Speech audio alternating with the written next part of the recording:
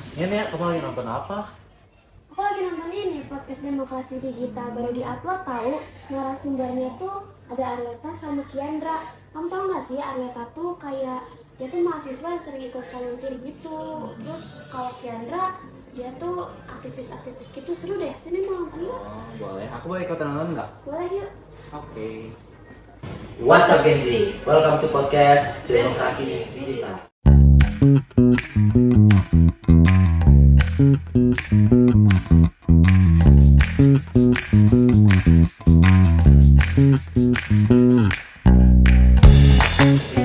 Bang gue Fadil. Dan aku Pelangi, dia Gisanda, Gen Z Tuil, Steering Indonesia's Democracy.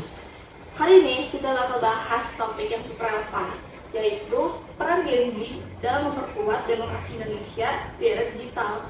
Kenapa harus Gen Z? Karena mereka lah pemilik suara digital dan penentu masa depan politik.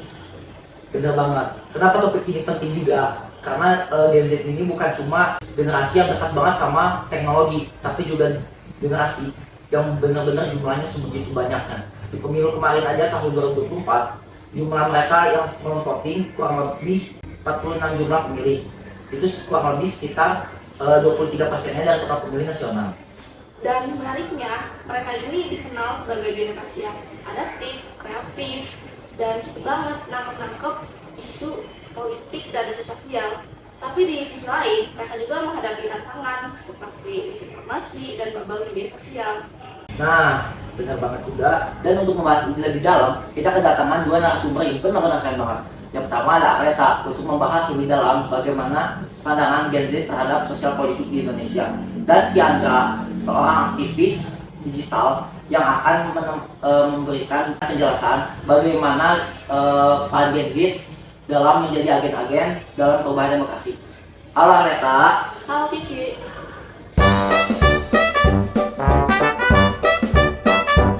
Halo Gen Z. Oke, Aleta, terima kasih banyak nih sebelumnya udah hadir. Terus pertama, jadi kita bikin fondasi akademisnya dulu. Boleh nggak sih kamu jelasin terlebih dulu terkait sebenarnya siapa sih Gen Z ini? Terus apa yang membedain Gen Z dengan generasi-generasi yang sebelumnya? Boleh. Jadi sebetulnya Gen Z itu biasanya tuh lahir di akhir 1990 sampai di awal 2010-an. Secara sosiologis, Gen Z itu unik karena mereka tuh sebenarnya lahir di generasi pasca reformasi yang tumbuh juga bersamaan dengan adanya internet serta media sosial. Terus mereka itu tuh digital native sejati. Di Indonesia, mereka tuh merupakan kelompok pemilih muda yang sangat dominan. Bahkan berdasarkan data yang aku tahu aja dari data DPT Pemilu 2024 itu menunjukkan bahwa lebih dari 46 juta Gen Z itu tuh menjadi sebagai pemilih dalam pemilu tersebut. Jadi hal itu tuh merupakan signifikan banget sih untuk secara politik. Oke, kalau secara karakteristiknya dari Gen Z, apa dari mereka yang mempengaruhi mereka dalam memahami demokrasi? Kalau misalkan dari karakteristik Gen Z itu sendiri itu ada beberapa. Yang pertama ada digital native. Digital native itu merupakan suatu hal yang menunjukkan bahwa Gen Z itu tumbuh bersama dengan teknologi. Terus mayoritas informasi dari politik atau informasi-informasi lainnya itu tuh Gen Z itu sering mendapatkan dari adanya platform digital, sehingga mereka tuh merupakan generasi yang memang tumbuh bersamaan dengan adanya digitalisasi itu sendiri. Poin kedua ada kritis dan adaptif. Yang pertama ada kritis. Mereka tuh benar-benar nggak segan untuk scrolling serta mencari tahu validitas informasi, serta juga mereka tuh ingin selalu mencari tahu informasi yang baru. Lalu juga mereka tuh adaptif. Adaptif tuh menunjukkan bahwa Gen Z itu merupakan generasi yang sangat terbuka terhadap isu-isu global.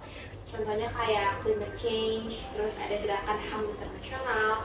Itu tuh, dan yang paling penting mereka tuh memiliki rasa kepemilikan yang tinggi terhadap isu-isu politik, serta mereka tuh suka menyalurkannya pada jalur formal seperti petisi digital. Terus yang ketiga ada terbuka dan cepat belajar. Mereka tuh lebih terbiasa. Kalau misalkan dengan adanya akses internet, itu tuh bikin mereka jadi lebih terbiasa dengan adanya arus informasi digital atau arus informasi global yang memiliki sudut pandang atau perspektif yang luas. Lalu juga mereka tuh merupakan karakteristiknya tuh yaitu kreatif. Nama kreatif karena mereka tuh suka banget untuk menyampaikan berbagai opini melalui konten kreatif seperti video pendek, infografik, ataupun thread edukatif. Nah, setuju banget sih tadi kata Lera tuh Gen Z tuh adaptif, terus kreatif gitu ya Dila. Benar banget gue setuju. Tapi sebenarnya apa sih kayak tantangan terbesar Gen Z untuk berpartisipasi di demokrasi ini? Jujur ya, kalau misalkan dilihat dari yang sekarang, Gen Z itu memiliki banyak banget tantangan. Yang paling besar itu yang pertama adanya erosi kualitas informasi.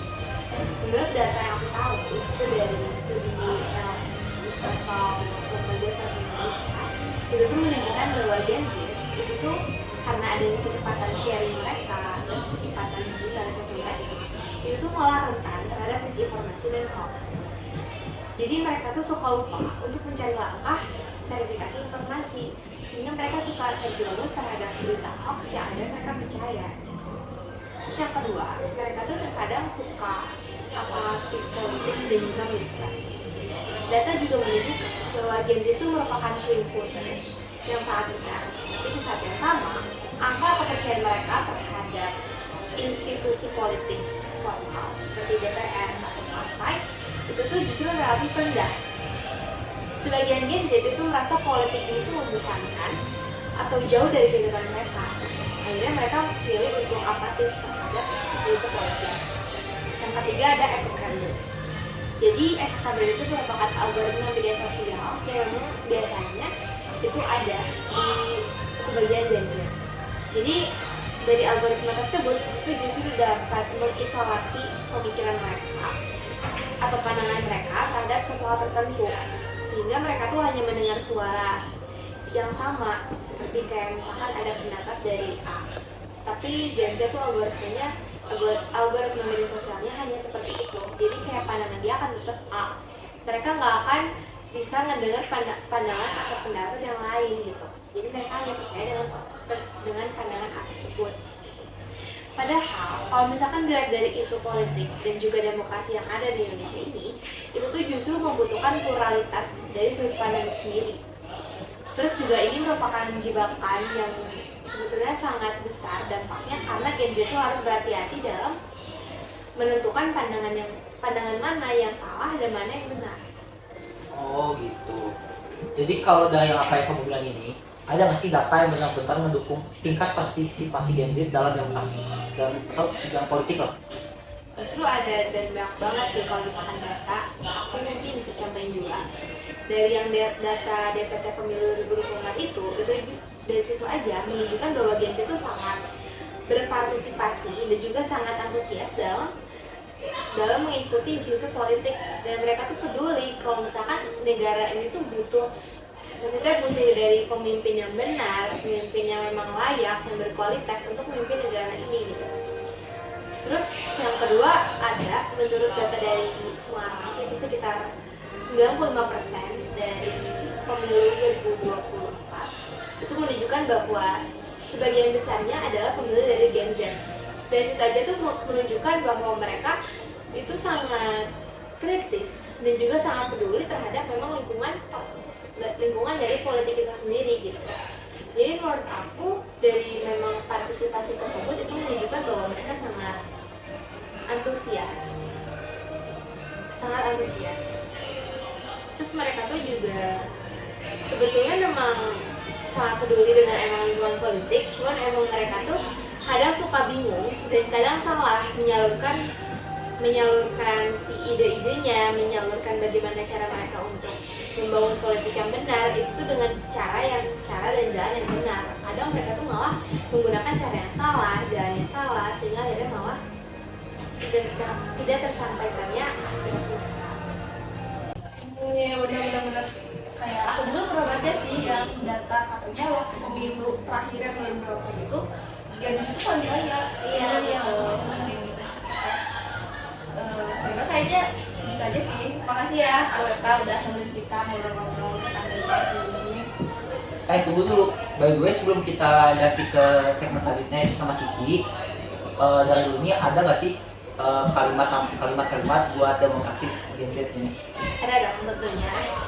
Untuk Gen Z di luar sana, gunakan suara kalian dengan sadar dan jangan berhenti belajar serta memverifikasi informasi. Itu dia. Makasih banget ya, Iya, Bang. sama-sama. Makasih. Kasih.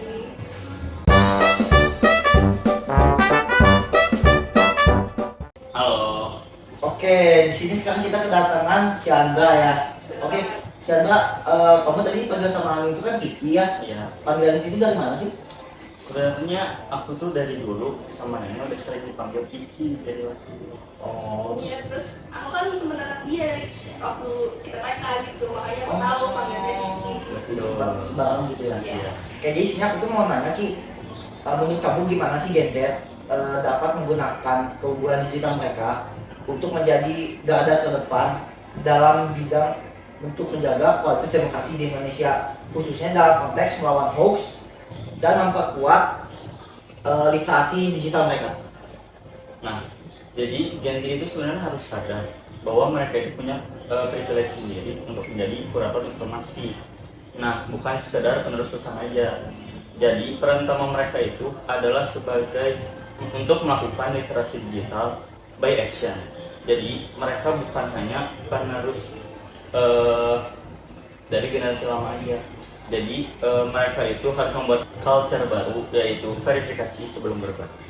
Jadi mereka bisa membuat konten untuk menghasilkan fact checking yang menarik. Nah, bukan menggunakan tipikal yang kaku. Bayangin aja infografis politik yang estetik atau video edukasi politik bisa mereka ubah untuk berbicara jujur. Jadi ini adalah kekuatan Gen Z yang sering diremehin buat semua orang. Menarik. Terus selain melawan hoax gitu, apalagi sih yang bisa dilakuin? Nah, ada beberapa peran lainnya. Yang pertama, menjadi aktivisme digital. Contohnya seperti membuat diskusi online, kampanye isu publik, atau kampanye sosial. Yang kedua, yaitu partisipasi langsung, seperti ikut komunitas, volunteer, atau bahkan KPPS saat pemilu. Yang ketiga, mengorganisir ruang diskusi, seperti dalam webinar, forum, atau bahkan kelas politik ringan untuk teman sebaya. Dan yang terakhir, ada kolaborasi lintas komunitas, seperti memperluas gerakan melalui media sosial ataupun event offline. Oke, jadi itu udah beberapa ya. Bisa dikasih nggak benar-benar contoh konkretnya yang udah pernah dilakuin sama Gen Z? Nah, contohnya tuh banyak banget. Lihat aja keberhasilan diskusi online yang sering digerakkan oleh Gen Z dalam isu lingkungan hidup di daerah tertentu. Nah, ada juga fenomena-fenomena seperti kampanye digital non partisan di masa pemilu ini, di mana mereka menjadi volunteer yang tugasnya murni yaitu mengedukasi pemilih dan memantau transparansi. Mereka memanfaatkan Twitter ataupun Instagram untuk mobilisasi. Rekomendasinya yang pertama itu Gen Z itu sebenarnya harus berani melangkah keluar dari platform virtual dan berinteraksi langsung dengan komunitas nyata. Nah, yang kedua itu menurut saya pendidikan formal harus memasukkan mata pelajaran yang mengajarkan critical thinking dalam konteks digital, bukan sekedar etika berinternet aja. Oh gitu. Paham sekarang. Terus kalau gitu apa sih rekomendasi terbaik untuk Gen Z untuk bisa semakin memperkuat demokrasi gitu? Nah, menurut aku ada 4 hal sebenarnya. Yang pertama, memasukkan literasi politik dan digital kurikulum sekolah. Yang kedua, membangun platform digital interaktif untuk edukasi politik yang ramah anak muda. Nah, yang ketiga itu melibatkan Gen Z dalam struktur politik, bukan hanya sebagai pemilih, tapi sebagai eksekutor juga. Yang terakhir itu membangun ekosistem kolaboratif setara pemerintah, sekolah, ataupun kampus. Oh gitu, Ki. Keren banget sih kamu dalam ini. Dewe, makasih banget ya udah main waktunya. Ya kita. Bentar. Tapi sebelum kita tutup nih, kamu ada nggak sih kayak pesan singkat gitu buat Gen Z? Ada dong. Apa tuh? Nah, kata dari aku, mulai dari hal kecil, cek fakta, dan ikut komunitas, dan serta berani berbicara. perubahan nggak harus buru-buru, tapi harus dilakukan. Ini keren banget sih. Agak sih. Thank you banget ya, Bo. Thank you, thank you. Thank you. Ih seru deh, kayaknya aku pengen upload tentang demokrasi digital kayak gitu deh. Ih, aku juga pengen deh. Aku gara-gara nonton ini aku jadi kepikiran banget pengen ngupload tentang si demokrasi ini di IG aku, di Twitter aku gitu biar rame kan. Mas Gen Z pasti rame deh.